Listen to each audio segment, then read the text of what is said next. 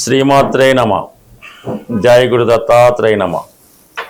ఈ వీడియోలో మనం కన్యారాశి వారికి మే 16 నుంచి 31 మధ్యలో జరగబోయే పక్ష ఫలితాలు పరిశీలిద్దాం.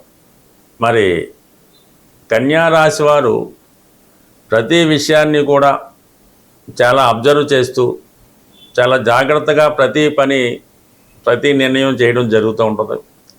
అయితే వీళ్ళు ఏదో ఒక విషయంలో కొన్ని పొరపాట్లు చేస్తూ ఉంటారు.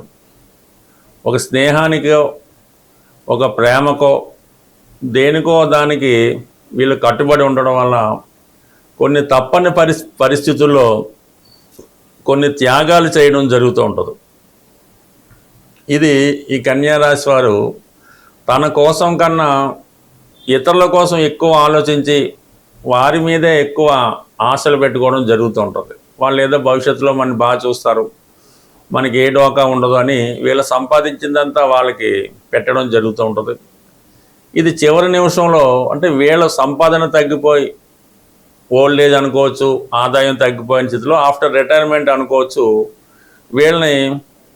వీళ్ళ సంపాదించిన ధనం అంతా కూడా పోయిన తర్వాత వీళ్ళని పట్టించుకోవడం మానేస్తుంటారు.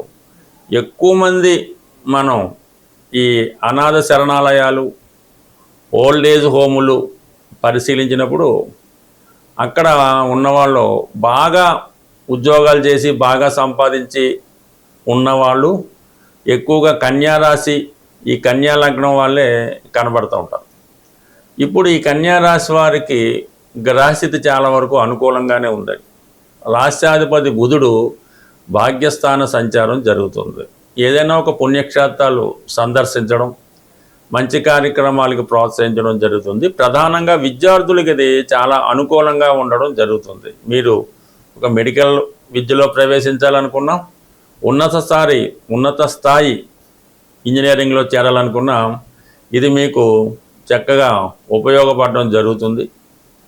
మీలో ఉన్నటువంటి నైపుణ్యానికి తగిన ప్రాధాన్యత జరుగుతుంది. అయితే ఎట్టి పరిస్థితుల్లో కూడా మీరు కేవలం చదువు, కాంపిటేటివ్ ఎగ్జామ్స్, కాలేజీ సీటు దాని మీదే మీరు దృష్టి పెట్టాలి తప్ప ఇతర విషయాల మీద అంతగా దృష్టి పెట్టకుండా ఉంటేనే మీరు అనుకున్నటువంటి డెస్టినేషన్ చేరడం జరుగుతూ ఉంటుంది. ఇంకా దశమ స్థానంలో కూడా గురువు, శుక్రగ్రహాలు ఇక్కడ భాగ్యాధిపతి దశమ స్థానంలో సంచరిస్తూ సప్తమాధిపతితో కలిసి సంచరించడం అంటే ఉద్యోగ సంబంధించిన విషయాల్లో మీకు ఇంతకాలంగా మీ యొక్క జీవిత భాగస్వామి యొక్క ఉద్యోగం కొరకు ప్రయత్నం చేస్తున్నా, ఏదన్నా వారితో ఇబ్బందులున్నా ఇవన్నీ కూడా మీకు ఈ భార్యాభర్తల మధ్య ఉన్న సమస్యలు పరిష్కారం అవుతాయి. ముఖ్యంగా మీ జీవిత భాగస్వామి యొక్క హోదా, సంపద పెరుగుతూ ఉంది.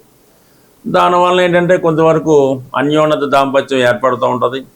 వివాహ ప్రయత్నాలు చాలా వరకు ఫలిస్తాయి. ఇది ఎక్కువగా కళారంగంలో ఉన్న వాళ్ళకి, డాక్టర్లకి, ఉపాధ్యాయులకి, న్యాయవాదులకి, ప్లేడర్లకి, జ్యోతిష్కులకి ఇటువంటి వాళ్ళకి ఇది చాలా వరకు అనుకూలంగా ఉంది. అంటే ఎవరైతే కొంత సీజనల్గా కొంతమంది ఈ బిజినెస్ అనొచ్చు, ప్రాక్టీస్ అనొచ్చు, అది బాగుంటుంది. అటువంటి వాళ్ళకి అనూహ్యంగా మీరు మీ యొక్క సంపాదన గతంలో కన్నా అనేక రెట్లు పెరిగే అవకాశం ఉంది.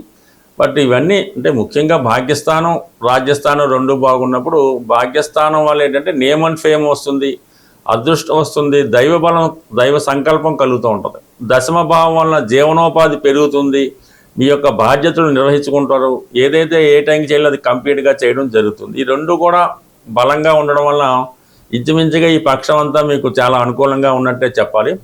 బట్ అయితే 6వ స్థానంలో ఉన్నటువంటి రాహువు మీకు చాలా విజయావకాశాలను తీసుకొస్తూ ఉంటాడు. ఎటువంటి ఇబ్బందికర పరిస్థితులైనా, ఎంత పెద్ద కేసులైనా, ఎదుటివాడు ఎంత పెద్ద గొప్పవాడైనా, శత్రువైనా ఆ విజయం మీకు తప్పకుండా రావడం జరుగుతుంది. అంటే ఈ సమయంలో మీతో ఎవరు పోటీ పెట్టుకున్నా, ఎవరు శత్రుత్వం పెట్టుకున్నా వాడికే నష్టం తప్ప మీకు ఎటువంటి ఇబ్బంది ఉండదు. ఎటువంటి సమస్య నుంచైనా, కేసు నుంచైనా బయటపడడం జరుగుతుంది.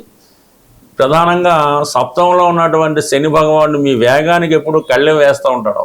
జీవితం ఎంతో ఆనందంగా ఉంటుంది అనుకున్న క్షణంలో అదేదో నిప్పుల మీద నీళ్లు పోసినట్టు ఈ ఉత్సాహం అంతా చల్లారిపోతూ ఉంటుంది. అటు వివాహ జీవితంలోనూ, భార్యాభర్తల బంధంలోనూ ఏదైనా ఒక పని ఆశించి ఆ ప్రతిఫలం ఇంత వస్తుంది అనుకున్న విషయంలో ఖచ్చితంగా నిరాశ ఎదురయ్యే అవకాశం ఉంది. ఏదైతే మీరు ఉత్సాహంతో ఆస్తో ఎదురు చూస్తారో చివరి నిమిషంలో అది ఇబ్బంది కలిగి మీకు నిరుత్సాహం కలిగే అవకాశం ఉంది. మీరు జీవితంలో ఏదైతే ప్రధానంగా దేనికోసం అయితే ఎంత కష్టపడతారో అక్కడి నుంచి అంత సుఖాన్ని మీరు పొందలేకపోవడం జరుగుతూ ఉంది. ఇక అష్టమంలో ఉన్నటువంటి కుజుడు సడన్గా కొన్ని అనుకోని ప్రమాదాలు లాంటివి జరిగే సూచనలు ఉన్నాయి. అంటే 3, 8 మారక స్థానాలు అంటారు. ఆ స్థానాల్లో ఉన్నటువంటి పాపగ్రహాలు మరి యాక్సిడెంట్ల వల్ల కానీ మరి ఏదైనా ఇబ్బందుల వల్ల కానీ వినకోని వార్తలు వినడం వల్ల కొద్దిగా జాతకుడికి కొద్దిగా డిసప్పాయింట్మెంట్ కలుగుతూ ఉంటుంది.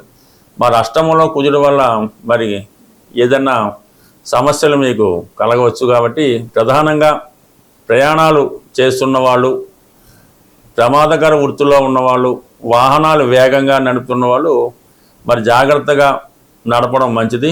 ఏమాత్రం తొందరపడినా ఇది కొంతవరకు సాధారణంగా ఈ కన్యా రాశి వారికి ప్రమాదాలు జరిగినప్పుడు ఎక్కువ హెడ్ ఇంజరీ జరుగుతుంటుంది, లేదా కాళ్ళకి ఎరగడం. వాళ్ళ జీవితంలో ఒకేసారైనా ఇటువంటిది కాళ్ళకి దెబ్బలు తగలడం జరుగుతుంటుంది. ఏదైనా కన్యా రాశి వారు ఈ సమయంలో జూన్ 20 వరకు కూడా మరి ప్రమాదాలు రాకుండా జాగ్రత్తగా ఉండటం మంచిది. ఈ వీడియోలో మనం కుజదోషం మీద ఉన్న అపోహలు, అపార్థాలు వీటి గురించి తెలుసుకునే ప్రయత్నం చేద్దాం. సాధారణంగా కుజదోషం అన్నది ఇంచుమించుగా ఒక 100 జాతకాలు పరిశీలిస్తే 90 జాతకాల్లో ఈ కుజదోషం ఉంటుంది. ఈ కుజదోషం అన్నది లగ్నం నుంచి, చంద్రుడున్న స్థానం నుంచి, అలాగే శుక్రుడున్న స్థానం నుంచి లెక్క పెట్టడం జరుగుతుంది. ఇది లగ్నం నుంచి ఉదాహరణగా తీసుకుంటే 2, 4, 7, 8, 12 స్థానాల్లో కుజుడు ఉన్నప్పుడు అది కుజదోషంగా భావించడం జరుగుతుంది. ఇలాగా లగ్నం నుంచి 2, 4, 7, 8, 12లో ఉన్న, చంద్రుడి నుంచి 2, 4, 7, 8, 12లో ఉన్న, శుక్రుడి నుంచి ఉన్న అది కుజదోషం అవుతుంది. అయితే 1వ స్థానంలో కుజుడు కొంతమంది కుజదోషం అని, కొంతమంది లేదని చెప్పడం జరిగింది. బట్ ఏదైనా కుజుడు 1వ స్థానంలో ఉన్నా కూడా అది కుజదోషంగానే పరిగణించవలసి ఉంటుంది. అయితే గురువర్గ లగ్నాలైనటువంటి మేష, కర్కాటక, సింహ, వృశ్చిక, ధనుస్సు, మీనరాశుల్లో రాశియందు లగ్నమందు గురువు ఉన్నా కూడా కుజదోషం కింద కాదని, వృషభం, మిథునం, కన్య, తుల, మకర, కుంభాల్లో లగ్నమందు కుజుడున్న దోషం అని చెప్పడం జరిగింది. బట్ ఎక్కడున్నా రాశి అందు కానీ లగ్నం కానీ ఉన్నటువంటి కుజుడు 4, 7, 8 స్థానాలను వీక్షిస్తాడు. ఇది సివియర్ కుజదోషంగా మనం భావించవలసి వస్తుంది. సో ఈ విధంగా పరిశీలించినప్పుడు ఇంచుమించుగా 100కి 90, 95 జాతకాల్లో కుజదోషం ఉండడం జరుగుతుంది. బట్ ఇది కుజదోషం ఉన్నవాళ్ళు కుజదోషం ఉన్న వాళ్ళనే పెళ్లి చేసుకోవాలా అన్న విషయం ఒకటి ప్రచారంలో ఉండడం జరిగింది. కుజదోషం ఉన్న స్థానాల్లో వేరొక జాతకంలో ఈ స్థానాల్లో వేరే పాపగ్రహాలు ఉన్నా కూడా కుజదోషం న్యూట్రల్ అవుతుంది. అయితే ఇది వ్యాపార దీక్షతో గాను తెలుసో తెలియకో కొంతమంది చూస్తున్న ప్రతి జాతకంలో కూడా వాళ్ళు ఏదో 10th పాస్ అయింది అమ్మాయి, ఏ కోర్సులో చేర్పించాలి, లేదంటే అమ్మాయి ఇప్పుడే జన్మించింది, ఏ పేరు పెట్టుకోవాలి, లేదా అమ్మాయికి ఏదో కొద్దిగా హెల్త్ బాగాలేదు, ఎలా ఉంటుంది, ఏ జాతకం మన దగ్గరికి అమ్మాయి జాతకం వచ్చినా కూడా అసలు విషయం మానేసి ఈ అమ్మాయి కుజదోషం ఉంది, ఈ కుజదోషం ఉండడం వల్ల పెళ్ళి అవ్వదు, లేదంటే ఇంకొక ప్రాబ్లం అది వస్తుంది, లేదంటే లవ్ అఫేర్ ఉంటుంది, ఈ విధంగా జాతకుడు చెప్పి దాని పరిహారం చేయించడం జరుగుతూ ఉంది. అది తెలియక కూడా కావచ్చు. ఇది వాళ్ళు కూడా నమ్మి ఏదో 8 సంవత్సరాల అమ్మాయికి ఏదో వ్యవహారం చేస్తే కుజదోషం ఉందని భయపడి అందరికీ చూపించి ఈ విధంగా ఇబ్బంది పడడం జరుగుతుంది. ఈ కుజదోషం ఉన్నవాళ్ళు కుజదోష పరిహారం చేసుకోవలసి వస్తే అది వివాహానికి ముందు, అంటే మనకు ఒక సంబంధం నిర్ణయమైన తర్వాత అబ్బాయి జాతకంలో కుజదోషం లేదు, అమ్మాయి జాతకంలో కుజదోషం ఉన్నది. అప్పుడు వాళ్ళిద్దరికీ పెళ్లి చేయాలనుకున్నప్పుడు అమ్మాయికి కుజదోష పరిహారం చేస్తే అప్పుడు ఆ దోష పరిహారం తర్వాత చేసే పెళ్ళి అనుకూలంగా ఉంటుంది. కాబట్టి ఆ విధంగా చేసుకుంటే మంచిది తప్ప అసలు ఏ సంబంధం లేకుండా ముందే పరిహారం చేయించారనుకోండి, అప్పుడు మళ్ళీ కుజదోషం లేని అమ్మాయి మళ్ళీ ఎక్కడ మనం ప్రయత్నం చేస్తాం, అది తప్పు. కాబట్టి కుజదోష పరిహారం అన్నది వివాహానికి ముందు చేయవలసినటువంటి క్రియ. అది అనేక రకాలుగా సాంప్రదాయ వారీగా ఉండడం జరుగుతుంది. బట్ ఈ మధ్యకాలంలో ఒక అమ్మాయికి సాధారణంగా అంటే ఒక అబ్బాయి అనుకుందాం, ఈ అబ్బాయికి ఏముందంటే యాక్చువల్గా ఏదో ఒక అబ్బాయి జీవితంలో ఒకటే పెళ్లి రాసిపెట్టి ఉంది. కొద్దిగా లేటు, అతనికి ఉద్యోగం లేకపోవడం వల్ల లేదంటే వేరే సాంప్రదాయ వృత్తిలో ఉండడం వల్ల వివాహం లేట్ అవుతుంది. ఎవరో ఒక గుళ్ళో పూజారి చూపిస్తే ఈ అబ్బాయి కుజదోషం ఉంది, పెళ్ళి అవ్వట్లేదంటే సరే ఏంటి పరిష్కారం అంటే ఈ డూప్లికేట్ మ్యారేజ్ ఏదో అల్లి చేతితో పెళ్లి చేయలేదు చెప్పారు. ఆ విధంగా వాళ్ళు ఆ పెళ్లి చేశారు. ఉన్నది ఒకే పెళ్లి అబ్బాయి జాతకంలో, ఈ అరటి చెట్టుతో పెళ్లి అయిపోయింది. ఇంకా తర్వాత 10 సంవత్సరాలైనా వివాహం అన్నది అబ్బాయికి కావలేకపోవడం జరుగుతుంది. అందువల్ల తెలిసో తెలియకో కొన్ని పరిహారాలు చేయడం వల్ల వారి జీవితంలో ఈ విధంగా పెళ్లి కాకుండా బ్రహ్మచారిగా ఉండిపోవడం కూడా జరుగుతుంది. కాబట్టి ఈ కుజదోషం గురించి పెద్దగా అపోహలొద్దు, చిన్నపాటి పరిష్కారంతో ఈ సమస్య సాల్వ్ అవుతుంది. ఈ కుజదోషానికి అనేక రకాలుగా ఎగ్జాంపుల్స్ ఉన్నాయి. కొన్ని లగ్నాలకి, కొన్ని రాసులకి, కొన్ని నక్షత్రాలకి కుజదోషం అన్నది ఉండదు.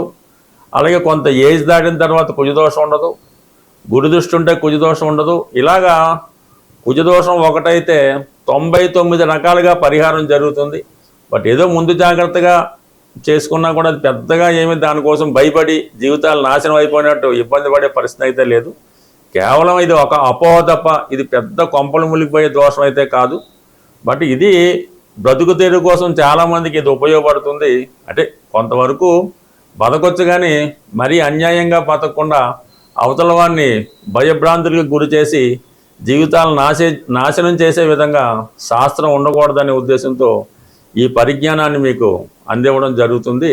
బట్ ఇంకా అనేక శాస్త్రం, అనేక డెప్త్ ఉంది. నాకు తెలిసినటువంటి 1% జ్యోతిష్ శాస్త్ర పరిజ్ఞానంతో చెప్పడం జరుగుతుంది. స్వస్తి.